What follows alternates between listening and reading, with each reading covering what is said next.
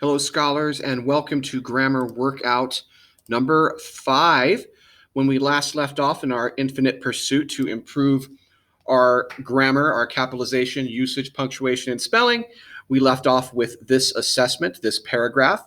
You guys can pause the video here and just review it real quick, and the things that we fixed and the things we were looking for in our last Grammar 2 workout assessment. So you can pause the video here if you'd like to review. All right, let's get started with our 3 sentences for today. We're going to be focusing heavily on punctuation, so keep that in mind. And the first thing I want you to do is this challenge here. Make sure you guys grab a partner if you can. We got some tricky ones here, so I would like for you guys to try and work with a sibling or a parent or a friend if you can. So I want you to combine these 2 sentences using a relative pronoun. What's a relative pronoun, you ask? Well, here are the relative pronouns. They are who, whom, which, whoever, whomever, whichever, and that. Now, typically, we use who, whom, and whoever and whomever begin with all the who's. Those we always use for people. And then when it comes to things, we tend to use which or whichever. And that is interesting because that can be used whether you're referring to people or to things. So I'm going to want you to combine 2 sentences with one of these relative pronouns. Here's your first sentence. The Incas ruled one of the largest and richest empires in the Americas during the 15th and 16th centuries. I want you to combine it with this sentence. The Incas made many contributions to Western civilization. Now, before you begin, I'm going to give you guys a hint. This sentence could use some fat. It could use in a positive in the middle. So be thinking of that. Go ahead and pause the video and let's see what you guys come up with. All right, scholars, welcome back. I went ahead and I used the pronoun who because I'm talking about the Incas, which are people. So here's what I came up with. The Incas, who made many contributions to Western civilization, ruled one of the largest and richest empires in the Americas during the 15th and 16th centuries. So basically, what I did was I took this sentence and turned it into in a positive. And here's my positive, comma here, comma here. All right, good job, guys. Let's move on to our first sentence. This one has a colon error, a semicolon error, an abbreviation error, and a punctuation error as it pertains to a title. Now, when it comes to the colon, that is the dot, and you will use that for things like time, like 12 o'clock. You would use it for Bible verses like 3:16, John 3:16. Or you could also use it for listing things. I want you to bring the following things, dot, Chromebook, charger, pencil, etc. And finally, you could also use a colon to the introduction to an official letter. So to whom it may concern, dot, or colon. Next up, we have the semicolon, which is the dot up top and then the comma on the bottom. And the semicolon we use only for separating 2 complete thoughts, 2 complete sentences, or 2 independent clauses. Keep in mind, too, with the semicolon, you don't necessarily have to capitalize after a semicolon unless, of course, it's a proper noun that you would capitalize, like someone's name or the name of a city, and also with the pronoun I. But other than that, you don't need to capitalize after a semicolon. You're going to also have an abbreviation error and then a punctuation error as it pertains to a title. So the rule for punctuation for titles of things, if it's a big piece of work like a book or a movie or a magazine or the title of a newspaper, these are all large pieces of work. And so what you do for those is you will write those, if you're typing, you're going to put those in italics, which is when those letters lean to the right.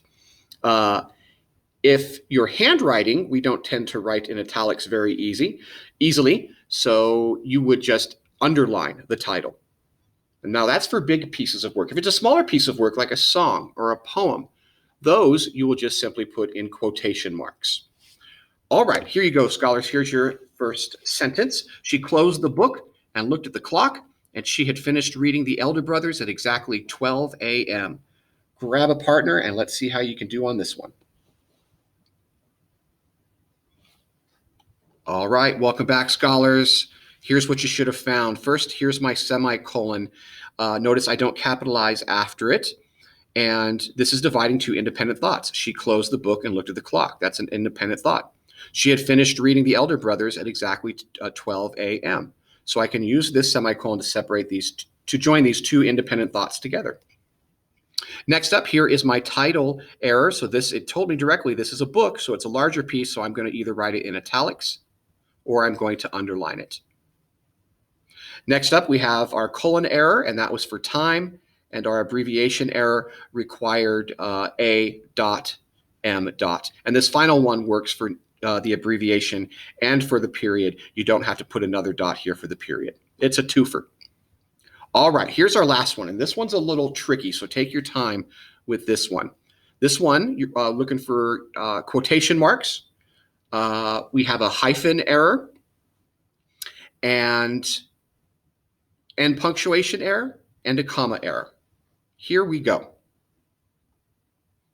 Hey, Elena, asked Stephen Barron Sr. as we unpacked, did you forget the grapes? You forgot the t-shirts too? Oh, brother. All right, this one's challenging, so give this one a shot. Good luck. All right, scholars, like I said, this one's tricky. You might have missed a few subtle things, so let's review this one. Okay, so I start off with a quotation, but then it kind of gets interrupted abruptly. So I'm going to start with my quotation mark. I've got to put a comma in here to separate who said it from this extra information about Stephen Barron Sr. And so I'm going to close my quote because it gets interrupted by this appositive here.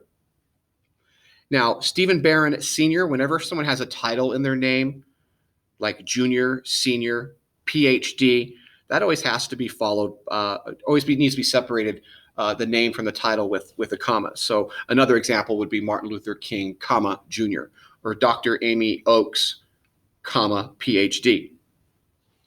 And here I need to have a comma because I'm ending my appositive, but I pick up my quote again right here. So I need to have my quotation marks. This is a question. Did you forget the grapes? So I need to have a question mark here.